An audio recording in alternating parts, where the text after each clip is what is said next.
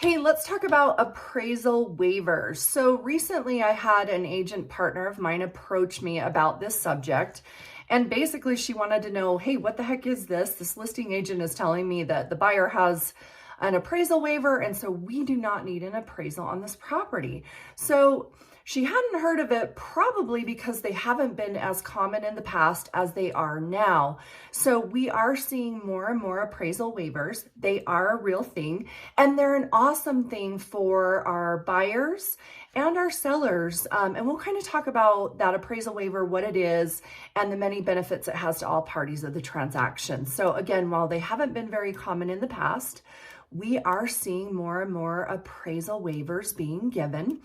And there are several things that a buyer needs to do in order to potentially get an appraisal waiver on a purchase. And the first thing is they have to be buying a primary home or secondary home. They have to have 20% down, at least 20% down. And the buyer has to have a good credit risk profile, meaning, low debts, obviously high FICO score. So a good or great credit risk profile. And then the home itself has a condition on it where in order to obtain an appraisal waiver, the home has to have been recently held or insured by Fannie Mae or Freddie Mac. And recent enough that we've got an appraisal done within the last several years. And what they do is they look at that historic appraised value and the current market conditions and appreciation. And they say, does this new home's value, the new proposed purchase price, make sense based on that historical appraisal? And again, our current market conditions and the market appreciation.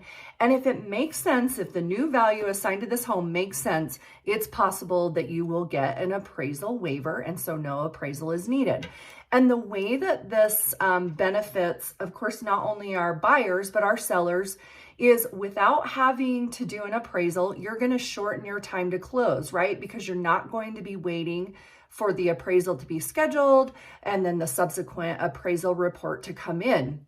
For our buyers, of course, they are saving hundreds of dollars in closing costs by not having to have that appraisal. And it also gives peace of mind for all parties that, hey, down the road, our value is going to become an issue, right? There's not going to be that issue, and nor will there be any conditions based around that appraisal. So you can see the many benefits it has for not only our buyers, but for our sellers as well. So if you are an agent with a buyer who has at least 20% down, they're buying their first or a second home, they have a good credit risk profile, either they do or you believe they do, you need to be talking to your lenders to make sure that they're running this file through both Fannie and Freddie and looking at those underwriting findings for those appraisal waivers. Regretfully, there are some lenders that are not checking both. Maybe they don't have the capacity or ability, rather, to check both systems, because it's entirely possible that Freddie Mac would issue an appraisal waiver, but maybe Fannie Mae would not, or vice versa. So it's extremely important that your lender is running your borrowers through both systems.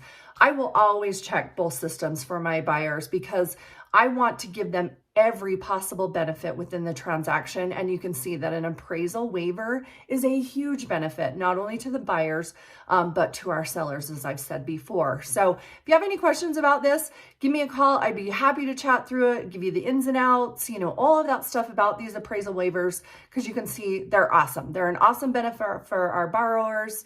So give me a call. Give me a call on my cell phone. We can chat about it. Becky Snyder with Fairway Mortgage, 801-712-5710, and we'll talk soon.